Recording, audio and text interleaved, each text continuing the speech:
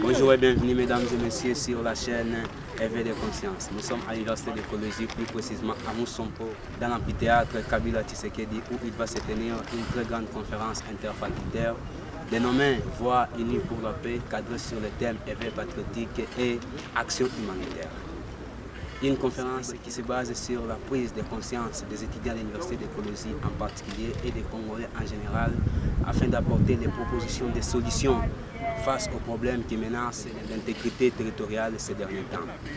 Parmi les intervenants, nous avons Ifanda Isolo Isabelle de la faculté d'économie, Sangwa Lumbu Patrick de la faculté des sciences de l'information et communication, Zouzi Mouteba Pachin de la faculté de médecine, Koji Djungu de la faculté d'informatique, Kikeseni Moussé Louayael de la faculté de psychologie, Yav Aïnd Edo Yandi de la faculté de polytechnique, Mayombo Tuite Séraphin de la faculté des droits, Regan Mafoulou de la faculté des sciences politiques et administratives, ainsi que Moulande Louachi Franck de la faculté de géologie. Sur ce, prenons un participant de la dite conférence qui peut nous expliquer sa présence et son but à la conférence. Bonjour monsieur. Bonjour. Nous, c'est la chaîne Éveil des consciences qui se base sur la prise de conscience des Congolais et ainsi que les jeunes patriotes. Je suis Ariel Chipeta KLB. Je suis en deuxième licence administration et management. Qu'est-ce qui marque votre présence premièrement? Premièrement, en tant qu'étudiant des sciences sociales, c'est une obligation pour moi d'être à cette conférence parce que c'est une conférence qui est basée sur les fondements du bien-être social, qui est l'éveil patriotique et le bien-être humanitaire. Merci vraiment. Pouvez-vous nous deviner le thème de la conférence?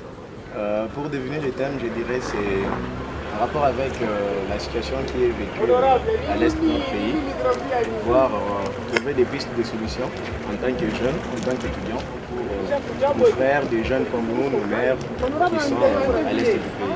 Merci vraiment. Trouver des pistes de solutions face aux problèmes qui menacent l'intégrité territoriale à l'est de notre pays. Vis-à-vis de la conférence, quelles sont les propositions que vous pouvez avancer en tant qu'étudiant de l'Université d'écologie avant la conférence?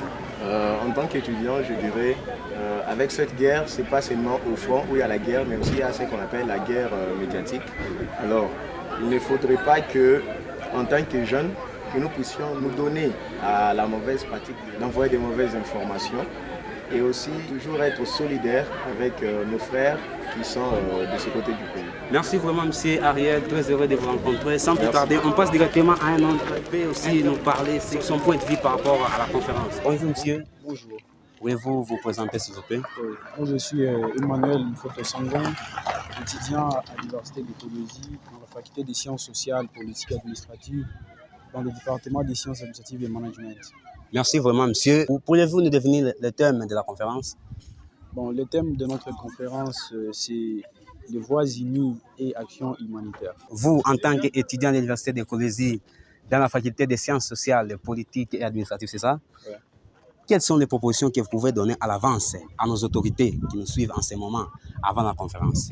Oui, les propositions que je pourrais donner en avance aux autorités tant nationales que locales, c'est celle de regarder d'abord l'ennemi. Comme vu le thème de notre conférence, ça parle sur les voies unies et les actions humanitaires. Ce sont les actions que nous devons mener en faveur de nos confrères qui sont agressés à l'est de notre pays. Alors, sur ces, nous donnons comme solution, nous, étudiants de l'Université d'écologie dans la faculté des sciences sociales, politiques et administratives, c'est de repousser l'ennemi. Nous avons 3 villes de notre pays qui sont prises par les rebelles. Alors, sur ces, nous demandons aux autorités de repousser l'ennemi et de donner la paix à nos confrères qui sont à l'Est. Et par ces mécanismes, il est à souligner qu'on doit renforcer l'armée, les motiver, parce que les militaires, sans une motivation, ils ne pourront rien faire. Et sur ce, nous demandons aux autorités de motiver les militaires et d'ailleurs aussi de voir les sinistrés, ceux qui sont agressés, comment ils peuvent avoir des denrées alimentaires et autres. Merci vraiment, monsieur. Très heureux de faire votre présence. Mesdames et messieurs, c'est par ici que nous allons mettre d'abord un terme à cette interview. Et nous vous laissons suivre l'exclusivité de la conférence et après nous allons revenir.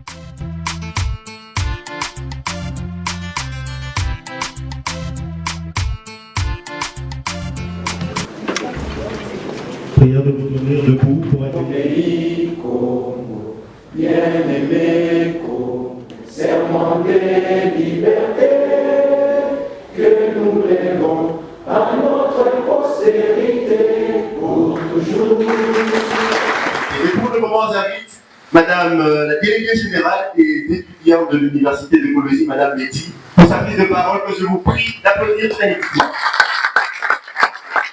Monsieur le recteur de l'Université d'écologie, Monsieur le doyen de faculté, c'est avec une immense joie et un profond honneur que je me tiens devant vous aujourd'hui en tant que délégué général intermédiaire des étudiants de l'Université d'écologie pour ouvrir cette conférence interfaculté.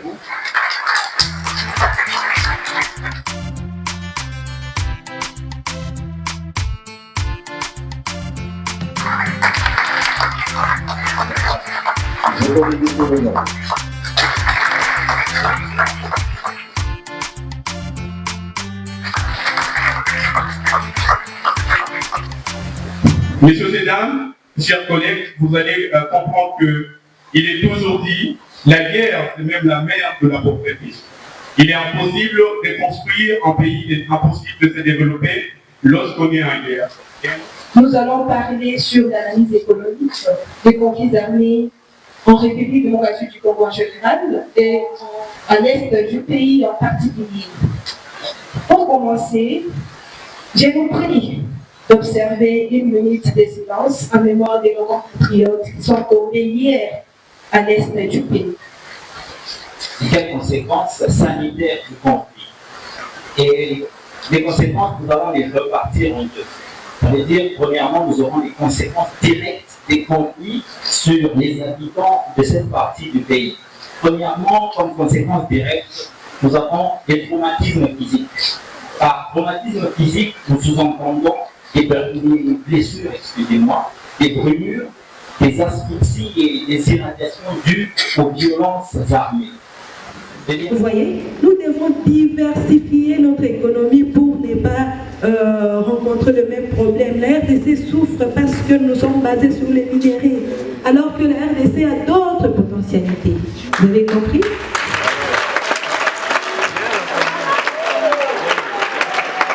Malheureusement, je n'ai pas assez de temps pour donner d'autres points, mais ça, déjà, ça va. L'autre question, Monsieur Luc, vous avez dit suspension du cobalt. Très bien. Vous savez que c'est une politique que la RDC a prise en compte. Parce que nous sommes tous sans ignorer que notre prix du cobalt baisse sensiblement. Alors, en économie, il y a un terme qu'on utilise que tout ce qui est rare est cher. Nous devons créer la rareté pour que notre prix puisse augmenter. Ce n'est pas pour...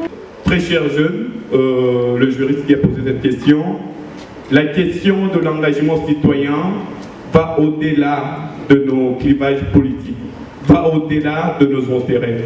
Parce qu'il se souviendra, au travers déjà l'article, vous êtes juriste, au travers de l'article 64 de notre Constitution, la loi donne l'obligation à chaque Congolais de défendre le territoire national. Au-delà de nos intérêts, au-delà de nos clivages, au-delà de nos appartenances, si notre patrie est menacée, il est de notre devoir de la sauver. Et alors, quels sont les mécanismes que jeunes aujourd'hui nous pouvons prendre pour la sensibilisation? C'est en organisant des cérémonies de serment, de sérénaux. Parce que lorsque nous tenons de telles conférences, lorsque nous tenons de telles activités, ça éveille la conscience. Nous partageons les idées, nous discutons et nous donnons des alternatives possibles, deux fois difficiles, mais pas impossibles, pour une paix durable en RDC. Et du reste, je pense que si la jeunesse va se tenir debout, si de telles activités vont continuer, nous avons ici l'honneur de recevoir devant nous les autorités. Nous pensons que vous devez aider la jeunesse. Nous sommes là, nous allons vous accompagner pour soutenir tous les efforts. Merci beaucoup, nos intervenants regagnent leur place sous vos applaudissements, s'il vous plaît. Merci pour la perspicacité de vos réponses. Et je m'en vais donc ici inviter pour sa prise de parole celui qui est à la fois un guide, un maître, un père, un conseiller, mais aussi le recteur de notre alma mater. Il s'agit du professeur Yvon Mwengwe, avec beaucoup d'humilité et de respect, monsieur le recteur.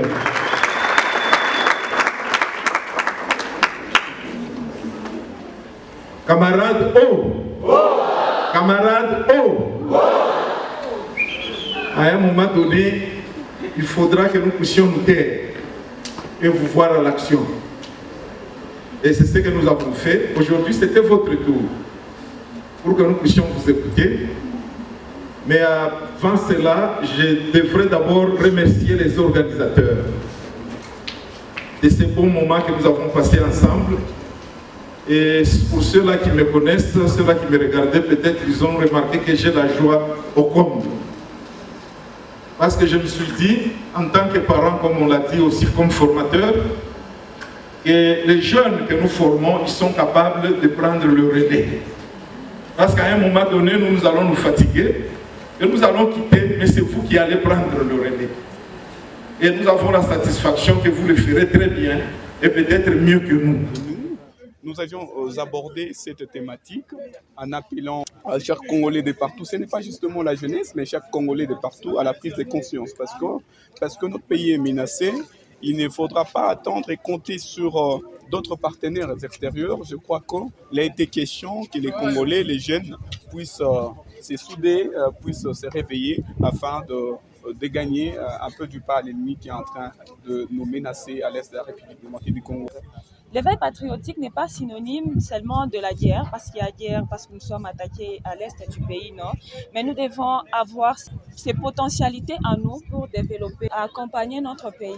Et nous aimerions que les autorités politico-administratives puissent accompagner les journalistes dans l'exercice de leur travail. C'est-à-dire ici, il faudra qu'on puisse assouplir les journalistes, qu'on leur donne la possibilité d'accéder aux sources d'information sans répression, qu'ils ne puissent pas avoir des pressions autour d'eux et que les politiques puissent laisser les journalistes finalement faire leur travail. Mais aussi, la plus grande question qui se pose, c'est que le métier de journaliste est vraiment impacté aujourd'hui. Tout le monde est devenu journaliste. Il y a beaucoup de journalistes citoyens. Nous espérons qu'avec la loi Mouyaya, l'on puisse faire le toilettage dans notre métier pour laisser à ceux-là qui ont fait le métier de l'information et de la communication et tenir le bon discours et propager la bonne nouvelle dans l'opinion publique. Merci. Merci. Mesdames et messieurs, après la conférence, nous voulons passer à l'étape des questions-réponses à quelques participants de la conférence du jour. Entre nous prenons le monsieur qui est ici, on ne sait pas son nom, il va se présenter. Bonjour monsieur. Bonjour monsieur. Vous pouvez vous présenter s'il vous plaît. Moi c'est l'étudiant de l'école du bac décembre et Casadinkan, donc mon nom. Bonjour. Oui, quels sont vos points de vue vis-à-vis de la conférence organisée par la délégation générale? Elle a été belle, elle a été surtout animée par les différents intervenants. On vit aussi la présence du recteur qui nous a donné aussi quelques stratégies pour en fait y accéder dans des conflits du côté Est. Et pour aussi la raison que nous, patriotes, nous devons assumer nos responsabilités. Étant jeunes, nous devons déjà nous sensibiliser pour faire quelque chose à nos voyants soldats. Nous devons agir dès maintenant. Nous n'allons pas cesser ou croiser les bras. Nous devons vraiment faire quelque chose. Merci vraiment, mesdames et messieurs. Merci à tous nos participants. Nous sommes arrivés à la fin de notre émission du jour. Nous vous rappelons, nous sommes la chaîne Éveil des consciences, une chaîne qui se base sur la prise de conscience de la jeunesse congolaise. Nous remercions notre technicien du jour, M. Frédéric Nassibou, qui nous a soutenus du début jusqu'à la fin. Nous remercions aussi à nos organisateurs, particulièrement le recteur, la délégation générale de l'Université de Colosie, et nous remercions les bons dieux pour le souffle de vie. À la prochaine.